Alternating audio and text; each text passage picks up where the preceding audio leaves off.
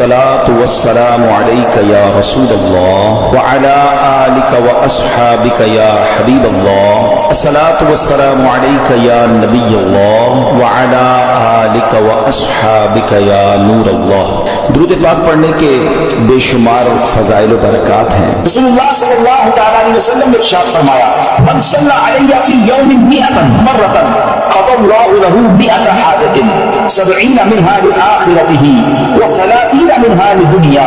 آقا فرماتے ہیں جس نے روزانہ مجھ پر 100 مرتبہ درود بھیجا اللہ عز و جل اس کی 100 حاجات پوری فرمائے. 100 دن میں کہا 100 حاجتیں پوری ہوں گی. اے میرے پیچھے اسلامی بھائیو ذرا آپ چاہتے ہیں آپ کی دعائیں قبول ہوں, آپ چاہتے ہیں آپ کی حاجتیں قبول ہوں, آسان ہو جائے تو درود پاک پڑھیے. علی الحبیب صلی اللہ تعالی علی محمد صلی اللہ علیہ وسلم. مگر اچھی تربیت کیوں ضروری ہے؟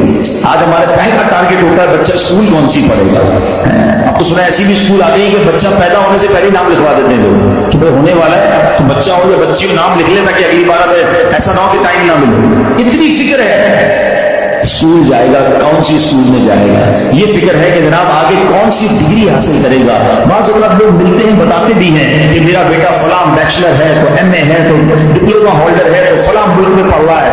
میں نہیں کہتا دنیاوی تعلیم نہ پڑھائیں, شرعی باؤنڈریز کے ساتھ اگر آپ کو دنیاوی اسٹڈیز کروانی ہے کروائیں, لیکن پہلے یہ سوچے کہ میرے مرنے کے بعد یا میری زندگی میں دونوں چیزوں میں کون سی تعلیم ہے جو اس کو میرے بھی قریب کر دے گی, رب کے بھی قریب کر دے گی, اور وہ تعلیم وہ دینی تعلیم ہے. کیا خوبصورت دین ہے ہمارا.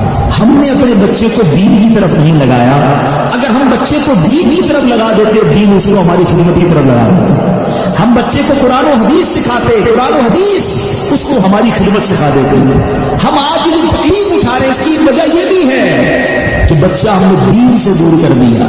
اگر آپ چاہتے ہیں کہ آپ کے بڑھاپے کا سہارا آپ کے بچے بنے, آپ کے مرنے کے بعد بھی آپ کے لیے صدقہ جاریہ بنے, تو آپ نے اپنے بچوں کو دین کی طرف لانا. کچھ اولادیں وہ ہیں جن کی ماں باپ نے تربیت ایسی کی ہم نہیں چاہتے, وہ خود رابطہ کر رہے ہوتے ہیں کہ ماں کا انتقال ہو گیا یار کچھ کنواں کھدوانا ہے, کوئی مسجد بنانی ہے, تو مدرسے میں میری ماں کے لیے مجھے کچھ کرنا ہے. کیوں؟ ماں نے تربیت ایسی کی, والد نے تربیت ایسی کی, انہیں ماحول ایسا دیا کہ ماں باپ کے مرتے ہی انہیں فکر ہو گئی کہ میری ماں قبر میں اکیلی ہے, میرا والد قبر میں اکیلا ہے, اس نے روز مجھے کھانا کھلایا تھا, آج میں روز اسے ثواب پہنچانے کا کوئی انتظام کروں.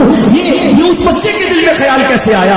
کیونکہ اللہ نے اسے اچھا ماحول عطا کیا, ماں باپ نے اس کو اس ماحول کی طرف بڑھایا. تو خدارا اپنے بچوں کی ایسی تربیت کرو کہ بڑھاپے میں بھی تمہارا ساتھ دیں اور مرنے کے بعد بھی تمہارے لیے صدقہ جاریہ کا باعث بن جائیں. آپ کے بچے آپ کے قدموں میں رہیں گے اگر آپ نے بچوں کو دیندار بنا دیا. اللہ کرے یہ فارمولہ سمجھ آ جائے نا. ہم سمجھتے بچہ میری بات مانے, میری کیوں نہیں مانتا. ارے پہلے سے اللہ رسول کی بات منانے والا بنا دو, یہ تمہاری بھی ماننے والا بن جائے گا. کیونکہ جب یہ جائے گا نا دین کی طرف, اسے قرآن ماں باپ کی طرف بھیجے گا, اسے حدیث ماں باپ کی طرف بھیجے گی, اسے علماء کرام ماں باپ کی طرف بھیجیں گے. تو میں یہاں والدین سے گزارش کروں گا.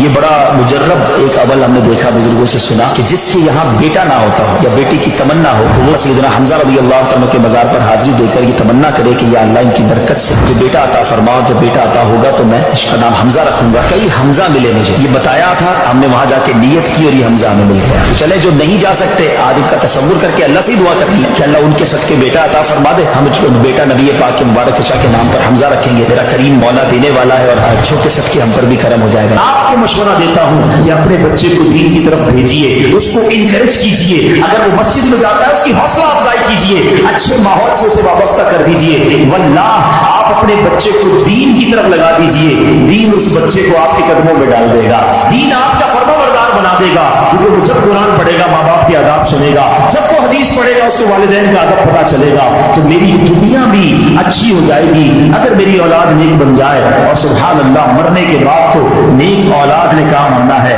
لوگ کہتے ہیں ہمارے بچوں کو بہت سارے سافٹ ویئر آتے ہیں. ارے جناب بہت سارے موبائل کے اس کو فنکشنز آتے ہیں. مجھے بتاؤ نا, میرے مرنے کے بعد میری قبر پر بیٹھ کر گوگل، یاہو، واٹس ایپ یا جناب ایمو کھول کر مجھے کوئی سال ثواب کرے گا، یا قرآن پڑھنا آتا ہوگا تو ثواب پہنچائے گا، نمازی ہوگا تو میرے لیے دعا کرے گا، میں نے اس کو سخاوت کی عادت ڈالی ہوگی تو صدقہ خیرات کر کے میرے لیے صدقہ جاریہ کا باعث بنے گا۔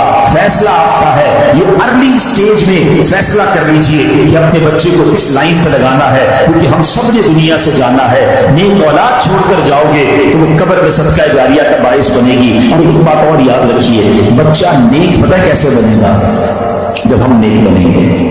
بچے کا سب سے پہلی انسپریشن اس کے والدین ہیں۔ وہ باپ کو دیکھتا ہے میرا باپ نمازی ہے کہ نہیں، باپ کہے میں صرف جمعے کی نماز پڑھوں، بچہ 5 وقت کا نمازی بن جائے، ایسا مشکل ہے۔ ماں کہے میں بے پردہ گھوموں، میری بچی کے پاں پردہ ہو جائے، ایسا بہت مشکل ہے۔ آپ کو اپنے آپ کو تبدیل کرنا ہوگا، اپنی بری عادتیں چھوڑنی ہوں گی، انشاءاللہ بچہ اس کو دیکھ کر نیک بننا شروع ہو جائے گا۔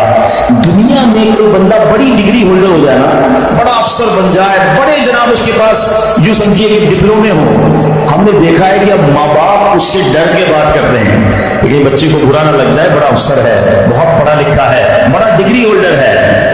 مگر سچ بتاؤں کہ جب کسی کا بیٹا عالم بن جاتا ہے نا، مفتی بن جاتا ہے نا، تو وہ بیٹا ڈرتا ہے کہ کہیں ماں باپ کو برا نہ لگ جائے، کیونکہ اس کو شریعت نے بتایا ہے کہ ماں باپ کو اف نہ کہنا، ماں باپ کو تکلیف نہ دینا، ان کی دل آزاری نہ کرنا۔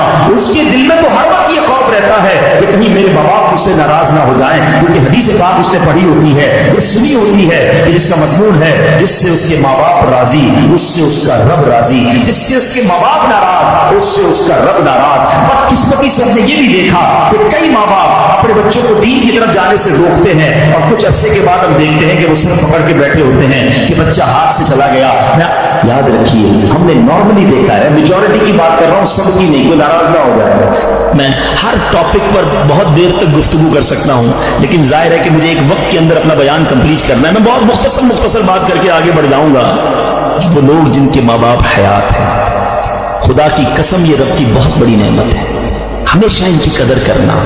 ماں باپ کا جو فرما بردار ہے وہ دنیا میں بھی کامیاب ہے اور آخرت میں بھی کامیاب ہے۔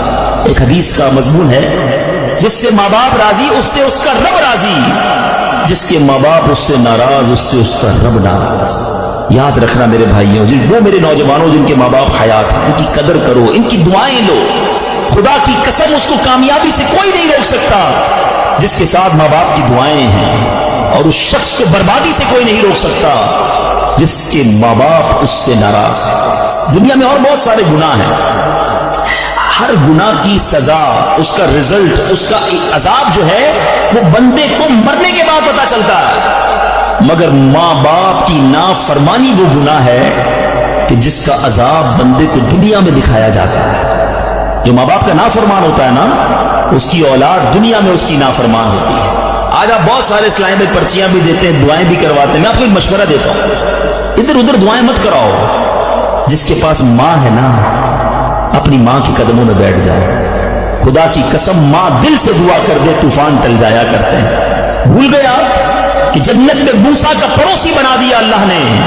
ایک کسائی کو ماں نے دعا دی تھی، اللہ نے موسیٰ کا جنت میں پڑوسی بنا دیا۔ کہ نبی پاک علیہ السلام فرماتے ہیں، حضرت عبداللہ بن زبیر رضی اللہ عنہ سے روایت ہے کہ جو ماہ رجب میں کسی مسلمان کی پریشانی دور کرے، اللہ عز و جل اس کو جنت میں ایسا محل عطا فرمائے گا جو حد نظر تک وسیع ہوگا۔ تم رجب کا اکرام کرو، اللہ کریم 1000 کرامتوں کے ساتھ تمہارا اکرام فرمائے گا۔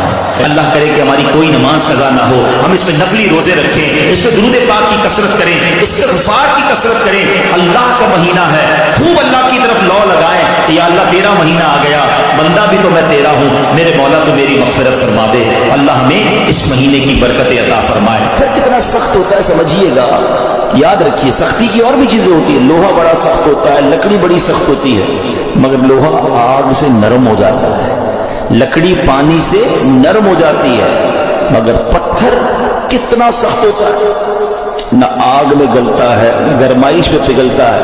ہتھوڑے مار مار کے اس کا برادہ تو کر سکتے ہیں، چورا چورا کر سکتے ہیں، مگر نرم نہیں کر سکتے۔ تو قرآن نے مثال کیا دی کہ دل پتھر سے سخت ہو گئے۔ اچھا پھر کہا او اشد قسوہ، پتھر سے بھی زیادہ سخت ہو گئے۔ اللہ اکبر، ان دلوں کا عالم کیا ہوگا کہ جن کو قرآن کہہ رہا ہے کہ تمہارے دل پتھر جیسے سخت، بلکہ اس سے بھی زیادہ سخت ہوگا۔